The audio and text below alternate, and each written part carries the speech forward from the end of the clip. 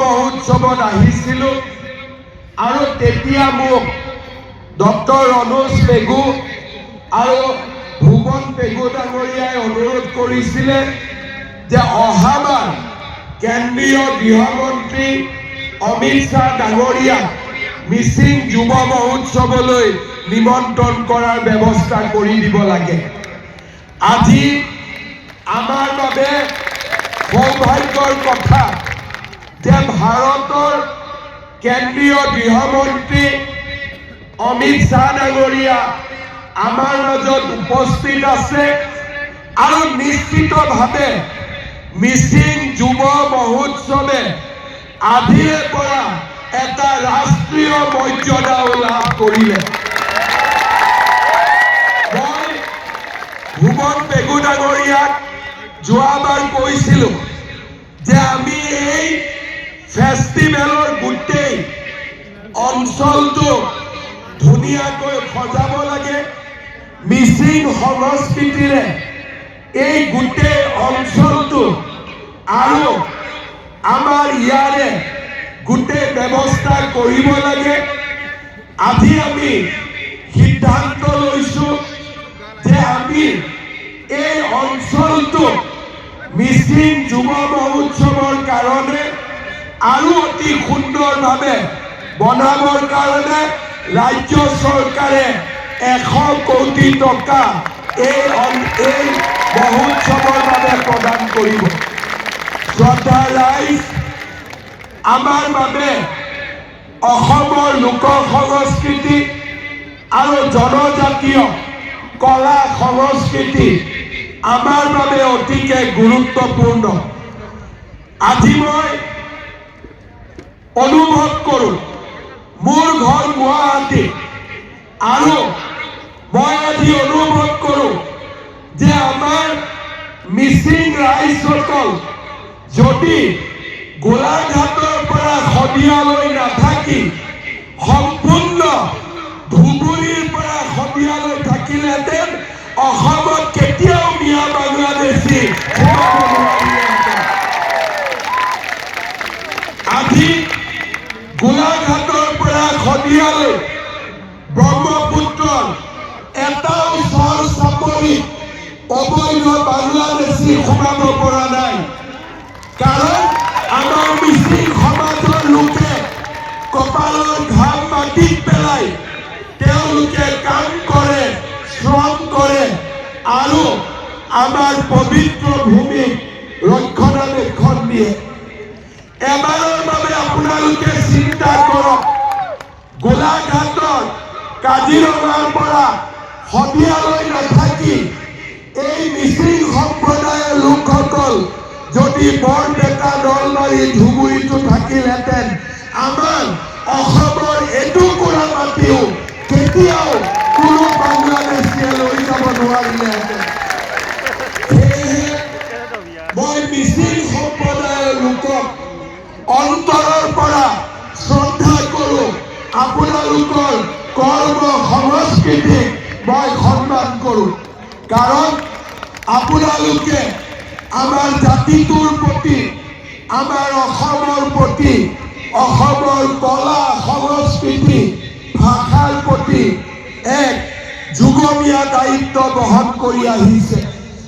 কেইদিনমান আগতে মই মিচিং সাহিত্য সভাত আহিছিলোঁ আৰু তেতিয়া মই উল্লেখ কৰিছিলোঁ যে শৰাইঘাটৰ যুদ্ধত যেতিয়া লাচিতে পৰাক্ৰম দেখুৱাইছিলে, সেই পৰাক্ৰমৰ যুদ্ধত লাচিতৰ লগত বাণ হাজৰিকা নাছিল, লাচিতৰ লগত মিৰি সন্দিকৈ আছিল, লাচিতৰ লগত মিৰি সন্দিকৈ আছিল। আজি অসমৰ যিসকলে বুৰঞ্জী লিখে তেওঁলোকে পাহৰি গৈছে যে শৰাইঘাট যুদ্ধৰ সময়ত মিৰি সন্দিকৈয়ে সমগ্ৰ পাণ্ডুত মোগলক প্ৰতিহত কৰিছিল। আহোমে মিৰি বৰগোহাঁইৰ পথ সৃষ্টি কৰিছিল আৰু আহোমে ৰজা সুবিন্থাই হিংগুলীক বিয়া কৰাই মিচিং জীয়ৰীক বৰ কুঁৱৰী পাতি সমন্বয়ৰ সাঁকো নিৰ্মাণ কৰিছিল। এই মিচিং সম্প্ৰদায়ৰ অসমৰ জাতীয় জীৱনৰ প্ৰতি অভূতপূৰ্ব বৰঙণি আছে। আজি আমি অসমৰ ইতিহাসে জানে যে মানে অসমক পৰাস্ত কৰিছিল, অসমক মানে অধিকাৰ কৰিছিল, কিন্তু অসমৰ ইতিহাসৰ বহুত কম মানুহে জানে যে এই মুকক চেলেঙত মিচিং সমাজে মানক পৰাস্ত কৰিছিল আৰু মানক অসমৰ পৰা খেদি পঠিয়াইছিল।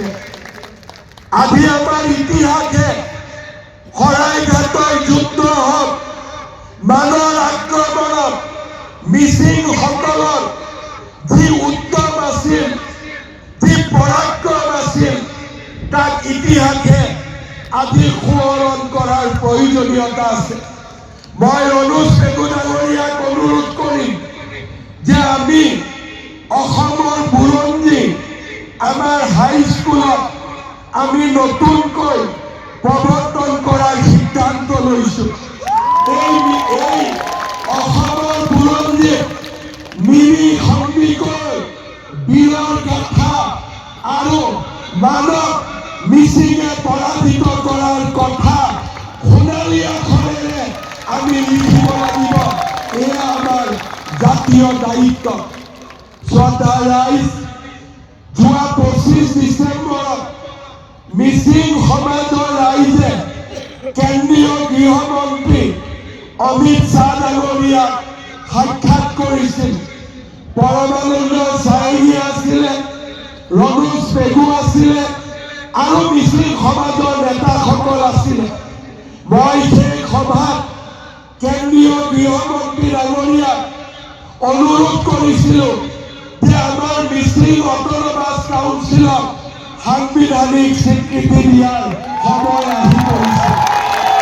আজি গৃহমন্ত্ৰী ডাঙৰীয়াই সমাজৰ লগত কথা পাতি নিজেই ঘোষণা কৰিছিলে যে মিচিং সমাজৰ সমস্যাসমূহ সমাধানৰ বাবে তেখেতে ইণ্টাৰলোকেটৰ নিয়োগ কৰিব আৰু কেন্দ্ৰীয় চৰকাৰ, ৰাজ্য চৰকাৰ আমি সকলোৱে মিলি এই সমাজখনৰ আশা আকাংক্ষাক বাস্তৱত পৰিণত কৰিবলৈ আমি একেলগে কাম কৰিম।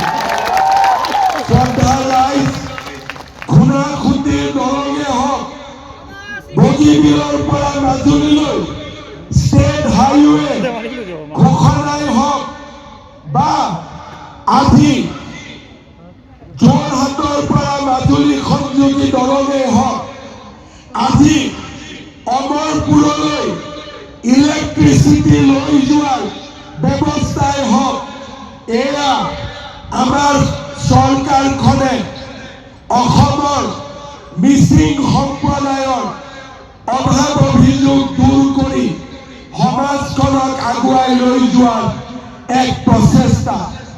মই আপোনালোকক সম্পূৰ্ণভাৱে এটা কথা মই আপোনালোকৰ প্ৰতিশ্ৰুতি দিম, অসমত বিজেপি চৰকাৰে সদায়ে মিচিং সমাজৰ লগত হাতত হাত ধৰি একেলগে কাম কৰিব।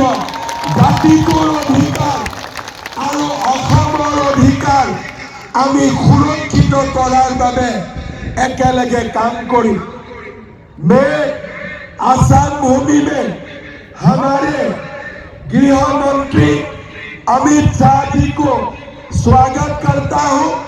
हमारे जो मिसिंग समाज का आसाम के लिए जो कंट्रीब्यूशन है, ये बहुत बड़ा कंट्रीब्यूशन है। आसाम का साहित्य, आसाम का संस्कृति, आसाम के इतिहास में मिसिंग समाजों ने बहुत बड़ा कंट्रीब्यूशन दे के रहा है।